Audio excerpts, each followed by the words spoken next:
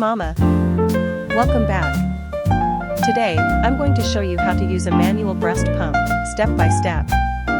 If this is your first time, don't stress. It's easier than it looks once you get the hang of it. Here's the pump.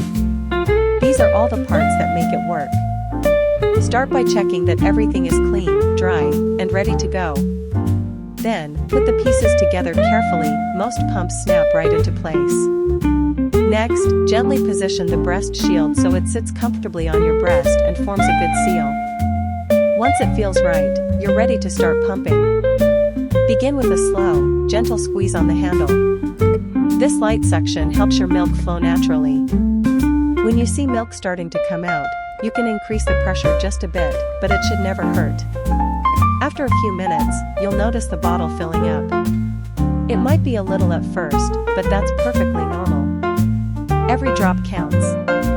When you're done, carefully remove the pump, pour your milk into a clean storage container, and give yourself a little moment. You did it. Thanks for watching, Mama.